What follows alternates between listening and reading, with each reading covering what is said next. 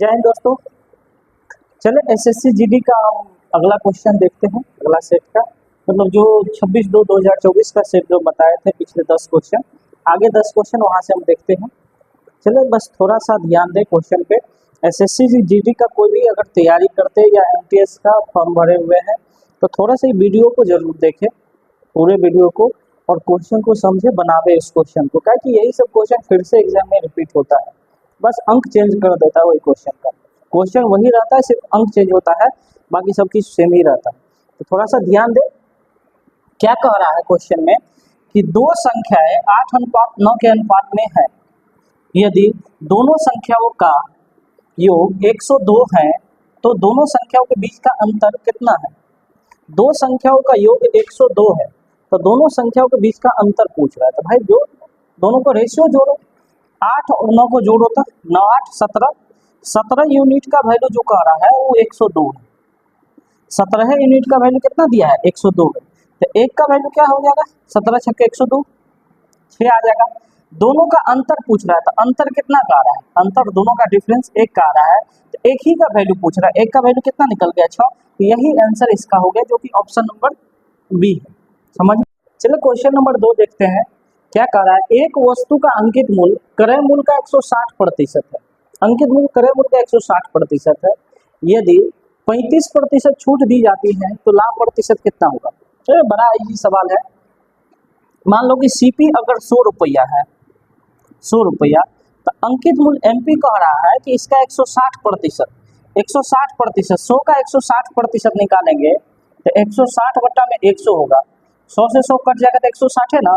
तो अंकित मूल्य यानी मार्क प्राइस 160 हो गया। अब इसी पर 35% पे छूट दे रहा है तो सेलिंग प्राइस कितना हो जाएगा, विक्रय मूल्य। तो 160 का सामान है, 35% छूट दे रहा है तो कितना प्रतिशत ले रहा है, 65%। 65/100 काट देंगे, 0 से 0, 5 से 13 पंजे 65, 5 दूना 10 और 2 से 2 अट्ठे 16, 13 अट्ठे 104 रुपया, 104 रुपया में बेच रहा है। अब 100 रुपया का सामान है और 104 रुपया में बेच रहा है तो कितना का प्रॉफिट हो रहा है, 4 रुपया का प्रॉफिट हो रहा है। मतलब यही 4% के लाभ हो रहा है, 4% के लाभ। क्योंकि कॉस्ट प्राइस 100 रुपया माने 100 से जितना ज्यादा होता है वही प्रतिशत लाभ होता है, और जितना कम होता है वही प्रतिशत हानि होता है। तो 100 से 104, 104 आगे है सेलिंग प्राइस, यानी 4 रुपया ज्यादा है तो 4% के लाभ होगा, जो कि ऑप्शन नंबर डी है इसका आंसर। चलिए क्वेश्चन नंबर 3 देखते हैं। क्या कह रहा है कि एक मूलधन राशि 8% वार्षिक दर पर साधारण ब्याज पर निवेश की जाती है। 2 वर्षों के बाद, 2 ईयर के बाद कह रहा है अर्जित ब्याज यानी जो साधारण सिंपल इंटरेस्ट है वो 320 रुपया है। तो मूलधन राशि क्या होगा, यानी प्रिंसिपल पूछ रहा है। तो भाई देखो एसआई बराबर क्या होता है, एसआई बराबर जानते हैं कि PR/100 होता है, जिसमें से एसआई दिया है, साधारण ब्याज दिया हुआ है कितना, 320 रुपया दिया हुआ है। तो 320 बराबर हमको प्रिंसिपल पूछ रहा है। तो पी रेट है 8% और टाइम है 2 वर्ष, बट्टा में 100। काटेंगे 8 दूना 16, गुना करेंगे 16 दूना 32, 20 बार में कट जाएगा। 20 को 100 से गुना करेंगे यानी प्रिंसिपल निकल जाएगा 2000 रुपया। 2000 रुपया इसका प्रिंसिपल था, जो कि ऑप्शन नंबर बी इसका आंसर है। चलिए क्वेश्चन नंबर 4 देखते हैं। कह रहे 2 वर्ष के लिए 24,000 रुपये पर प्राप्त चक्रवृद्धि ब्याज अर्धवार्षिक कह रहा है, मतलब अर्धवार्षिक 6 महीना पर कह रहा है, रूप से संयोजित है। 25,766.4 रुपया है ब्याज इसका। तो वार्षिक ब्याज दर कितनी होगी, वार्षिक रेट पूछ रहा है। तो वार्षिक रेट अगर हम 40% लेते हैं, बाय ऑप्शन इसको सॉल्व कर रहे हैं, वैसे प्रोसेस से बहुत कैलकुलेशन होगा। ऑप्शन सॉल्व करते हैं, 40% लेते हैं, आर बराबर 40%। तो कह रहा है इसका छमाही संयोजित है यानी अर्धवार्षिक है, अर्धवार्षिक कह रहा है। तो आर कितना हो जाएगा, 40/2।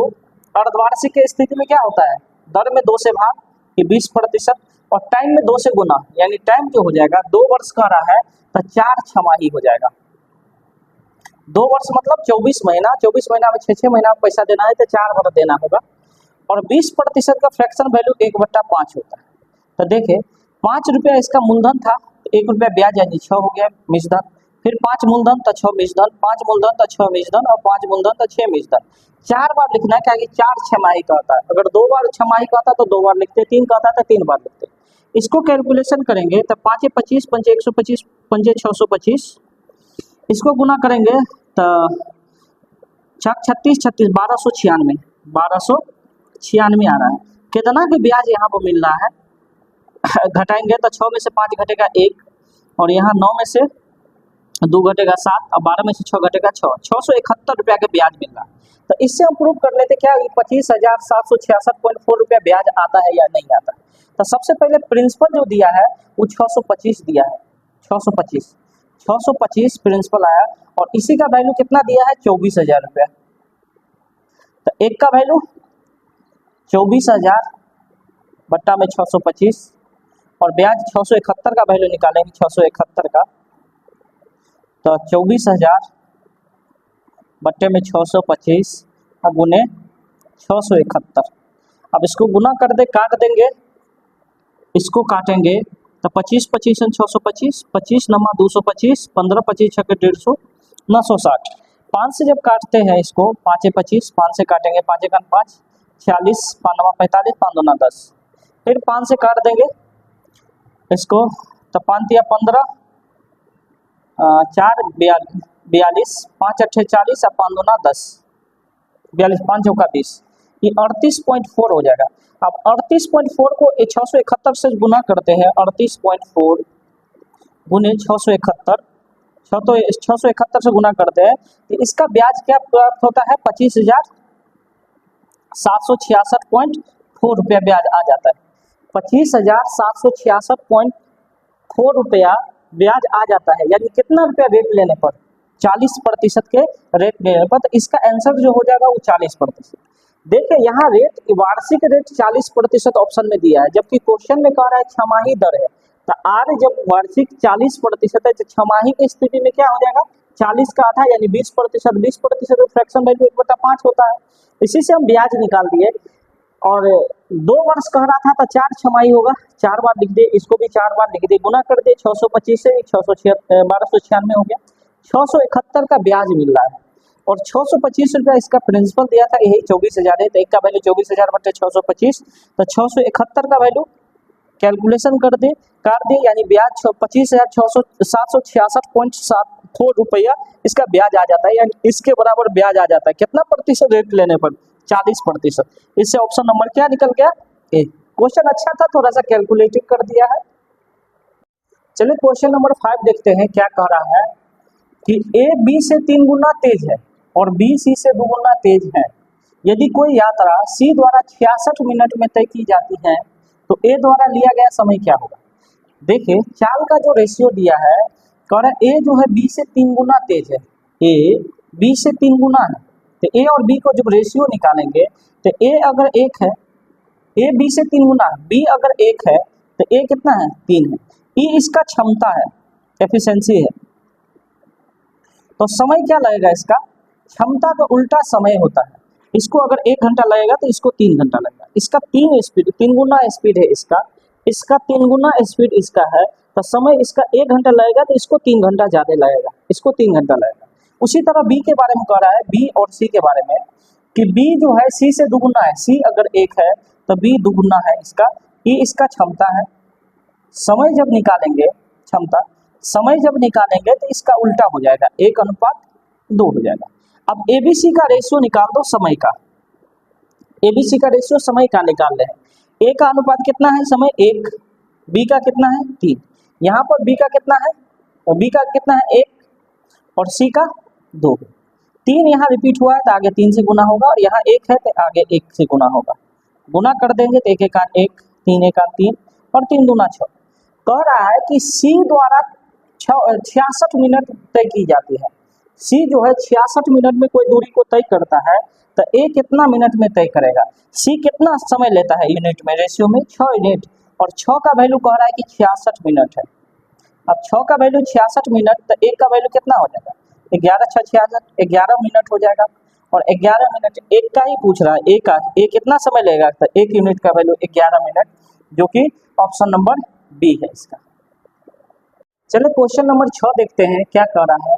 रेनसन के पास 91 मीटर, 112 मीटर और 49 मीटर लंबाई के 3 लकड़ी के टुकड़े हैं। यदि वह लकड़ी को बराबर तख्तों में काटना चाहता है तो प्रत्येक तख्ते की अधिकतम लंबाई क्या होगी। देखो अधिकतम जब भी पूछे तो हमेशा एचसीएफ निकाला जाता है। जब भी अधिकतम लंबाई निकाला जाता है, अधिकतम पूछे तो हमेशा एचसीएफ निकाला जाता है। तो एचसीएफ निकाल दो, यानी 91 मीटर, 112 मीटर और 49 मीटर का एचसीएफ निकालना है। तो एचसीएफ निकालना सिखाए हुए हैं। एचसीएफ क्या करना है कि सभी में काटो, किससे कट रहा है पूर्णतः, किससे सभी संख्या कट रही है। तो 7 से कटती है 13 बार में, 13 सत्ते 91, 7 से 16 सत्ते 112, 16 बार में, 7 सत्ते 49, तो 7 लिखेंगे। ये 13, 16 और 7 क्या किसी और संख्या से कट रही है? नहीं कट रही, तो मेरा 7 मीटर आंसर हो जाएगा। अगर कटती तो उससे भी काटते, तो दोनों का मल्टीपल करते, तो 7 मीटर इसका अधिकतम लंबाई के तख्ता हम काट सकते हैं, जो कि ऑप्शन नंबर बी है इसका आंसर। क्वेश्चन नंबर 7 देखते हैं। और 81/13 भागा 176/16, 98 में 49 गुने 2197/169 का मान कितना होगा। तो देखो सिंपल सा है, 16 से काटेंगे तो 11 बार में कट जाएगा और 49 से 2 बार में कट जाएगा। 11 में से 2 घटेगा तो 9 बच के आएगा। 81/13, अगर इसको गुना करते, ऊपर में 9 आ रहे हैं, गुना करेंगे तो संख्या उलट जाएगा, 1/9 हो जाएगा। और गुने में फिर 2197 और बट्टा में 169 है। चलो इसको काटेंगे, 9 से 9 नमा 81, 9 बार में कट जाएगा। 13 से इसको काटेंगे तो 13 का 13, 13 8 89 हो जाएगा, 89, 13 6 78, 13 7 91, 13 6 78, 91 10 107, 13 नमा 117, 169 बार में कट जाएगा और 169 से 169 कट जाएगा। क्या बच के आया? तो यहाँ पर 9 बचा हुआ है, तो 9 से इसका आंसर हो जाएगी, जो कि ऑप्शन नंबर डी होगा इसका आंसर। चलिए क्वेश्चन देखिए क्या कह रहा है। यदि एल एम से 3 गुना अधिक है तो एम एल से कितना प्रतिशत कम है? 3 गुना अधिक है, एल जो है एम से 3 गुना अधिक है। एम अगर 1 है तो इससे 3 गुना अधिक है, तो 3 में 1 जोड़ देंगे तो कितना हो जाएगा? 4 हो जाएगा, 4 हो जाएगा। तो एल जो एम जो है एल से कितना प्रतिशत कम है? तो कितना कम है? 1 की कमी है, 3 की कमी है, कितना प्रतिशत कम है? तो 3 कमी गुने 100 और बट्टे में ज्यादा वाला जो कि 4 है, 4 से काटेंगे 25, 25 दिया 75% कम है। ऑप्शन नंबर डी इसका आंसर होगा। चलिए क्वेश्चन अगला 9 नंबर देखते हैं। कह रहा है एक शहर की वर्तमान जनसंख्या 91,260 है, 91,260 है। यह हर वर्ष 30% की वृद्धि होती है, 30% की दर से बढ़ती है। तो 2 वर्ष पहले इस शहर की जनसंख्या कितना होगी? 2 वर्ष पहले की जनसंख्या पूछ रहा है। अभी कितना है? 91,260, 91,260 दिया हुआ है। 30% वृद्धि होती है, 30% वृद्धि का फ्रैक्शन 130/100 होता है। और 2 वर्ष पहले जाना है, तो पहले तो जनसंख्या कम न रहा होगा। तो जब भी पहले की बात कहे कि पहले जाना है, पहले क्या रहा होगा, तो फ्रैक्शन को उल्टा करते, इसी को उल्टा देते हैं, यानी 100/130 और गुने 100/130 रहा होगा। काट देंगे 1 1 0 1 0 से 1 0, 13 से ही कटने वाला होगा। 13 7 91 0, 13 2 26, फिर से 13 से ही कटेगा, 13 5 65, 13 4 52, ये आ गया 54 और 3 1 3 0, यानी 2 वर्ष पहले जो इसकी जनसंख्या रहा होगा वो 54,000 रहा होगा, जो कि ऑप्शन नंबर डी। 2 वर्ष पहले की जनसंख्या ये निकाले, इसलिए फ्रैक्शन को उल्टा लगाए। 130/100 होता है, 2 वर्ष पहले जाएंगे तो उल्टा लगा देंगे 100/130। चलिए क्वेश्चन नंबर 10 देखते हैं। कह रहे सीता और गीता औसत आयु 40 वर्ष है। यदि ऋतु सीता के स्थान पर आ जाती है तो औसत आयु 38 वर्ष हो जाती है। और यदि ऋतु गीता के स्थान पर आ जाती है तो औसत आयु 42 वर्ष हो जाती है। तो सीता, गीता और ऋतु की क्रमशः आयु क्या होगा? पहले कह रहा है कि सीता प्लस गीता की औसत आयु 40 वर्ष है, तो 40 गुने 2 यानी 80 हो जाएगा, इक्वेशन फर्स्ट। दूसरा कह रहा है कि सीता के स्थान पर ऋतु सीता के स्थान पर आ जाती है, यानी ऋतु आ जाती है सीता के स्थान पर, गीता तो साथ ही है, तो औसत आयु 38 हो जाता है, 38 गुने 2, 38 गुना 76 वर्ष, इक्वेशन सेकेंड। तीसरा कह रहा है कि ऋतु अब सीता के स्थान पर आ जाती है, ऋतु गीता के स्थान पर जब आ जाती है तो औसत आयु 42 हो जाती है गीता के स्थान पर। तो सीता प्लस ऋतु जब हो जाती है तो औसत आयु 42 हो जाती है। 42 गुने 2, 42 दूना 84 वर्ष हो जाता है। इक्वेशन ये थर्ड होगा। तीनों को अगर जोड़ दे तो 2 सीता 2 गीता प्लस 2 रीता, और सभी को औसत आयु जोड़ते हैं तो 6 4 10, 8 7 15 28 24 240, 2 से काटेंगे तो 120 बार में 240 कर जाएगा। यानी सीता गीता और ऋतु की औसत टोटल आयु 120 आ गया, तीनों को जोड़ देते हैं। जिसमें सीता और गीता की औसत टोटल आयु कितना है 80। 80 में से हम 120 में से 80 घटाएंगे, तीनों का टोटल आयु 120 है, जिसमें सीता और गीता का 80 है। 80 अगर 120 में से घटाएंगे तो ऋतु का आयु कितना निकल जाएगा 40 वर्ष निकल जाएगा।